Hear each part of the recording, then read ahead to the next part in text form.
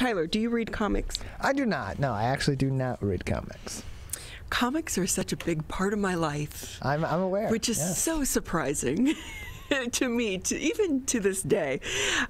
So every day my husband says to me, baby, look at this comic. Look at this comic. Oh, the comic book says this. But he just recently watched WandaVision. Yes. My niece watched it and was like, hey, you need to tell me about this. So he binge watched it over the past few days so that he could get into great detail. Of course.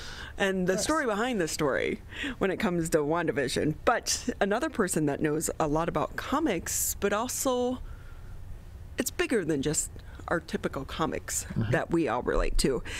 Nick Koerber joins us now on the show. He is the owner of MiPOPS. It's a comics and collectible store in Shelby Township. Great to have you with us. Good morning, Ronnie and Tyler. How are you? Your backdrop looks like a backdrop for a superhero. Oh, well, thank you. Actually, what you see behind me is a lot of the artwork that we actually carry here. It's photography that I do of actual Funko Pops. Using just my iPhone, believe it or not. What? And practical stuff, yeah.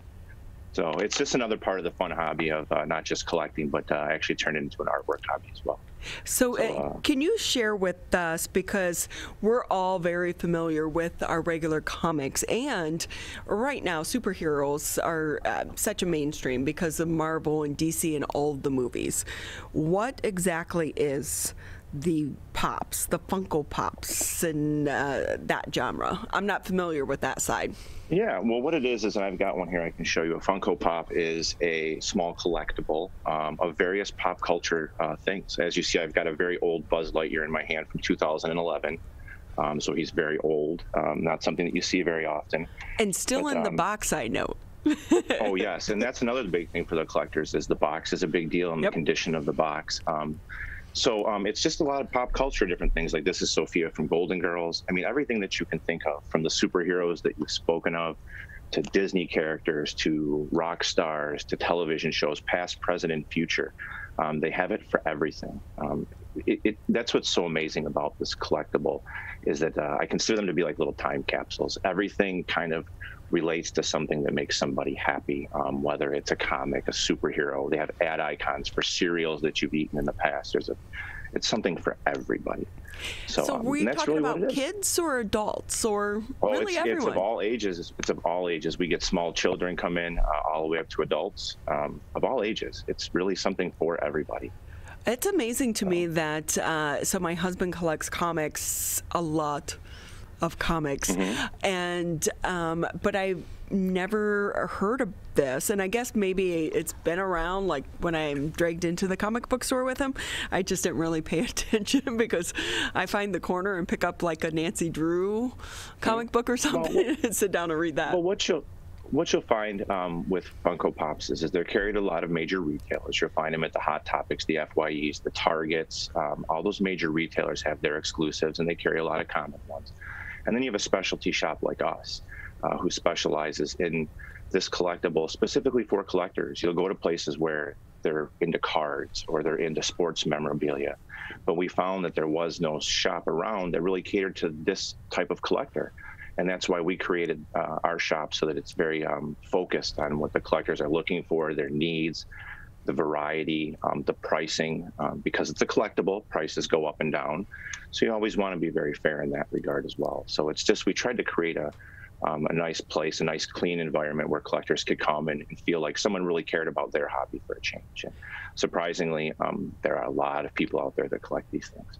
So with that, Nick, how has business been during the pandemic? Are more people collecting or selling during this time?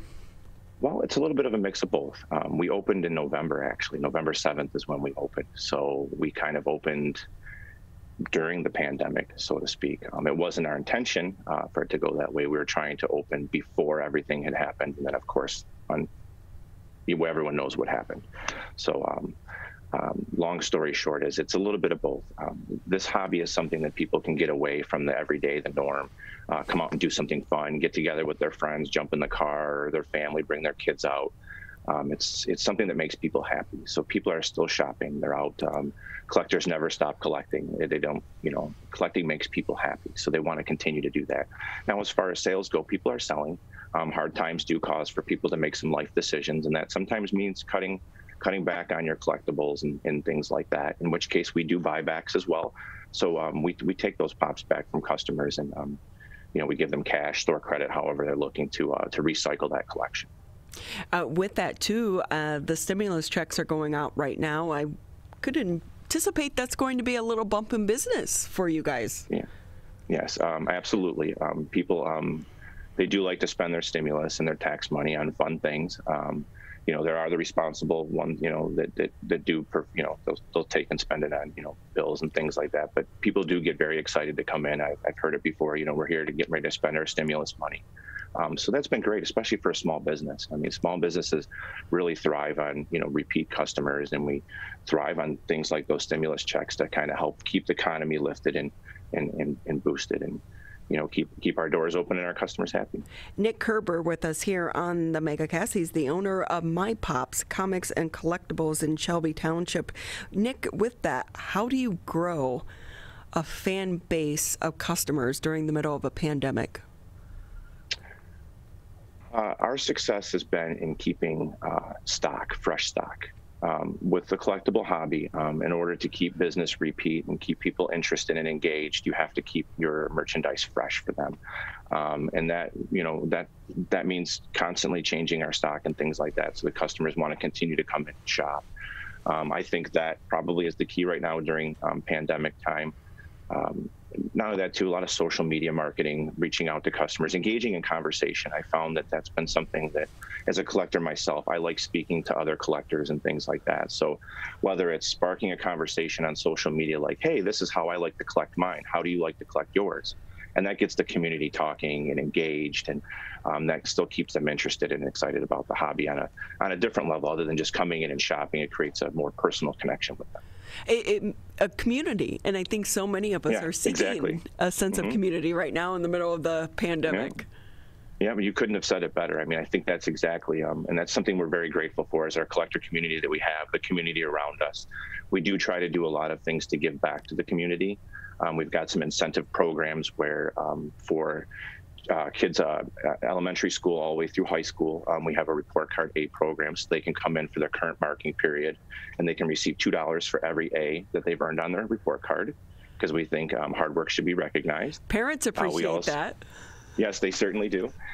We also have a service discount for our police, fire, and military.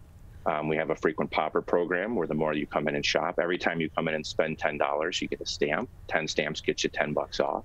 So we try to keep it fun and engaging for people to want to, to kind of reach out to everybody, let them know that we're not just a shop trying to sell to you. We really want to be part of the community, as you said. So, Nick, I can just imagine the conversations around the homework table. If you get an A, we'll take you shopping, and you can get A, B, C, D, and E. You know what? And it's great, because when we talk to parents about that in the store, the first thing they do is look over at their kid and they go, "See, now you got to work harder to bring that B up to an A," And so it works on both fronts, So. Hey, can we talk a little bit about your artwork? For you to do that, and you do it with your iPhone, your iPhone must be different than mine. I just use a regular iPhone X. I don't have the fancy schmancy camera one. Like I said, I do it all using practical props. I only have the one in front of me, or Johnny Bravo. But again, this is the Johnny Bravo pop. This is literally a mirror that he's standing in front of. But what I did was I printed his backdrop and put it back behind him so that it actually reflected properly. So it looked like it was a different part of the room. But so I've done probably close to 600 of them.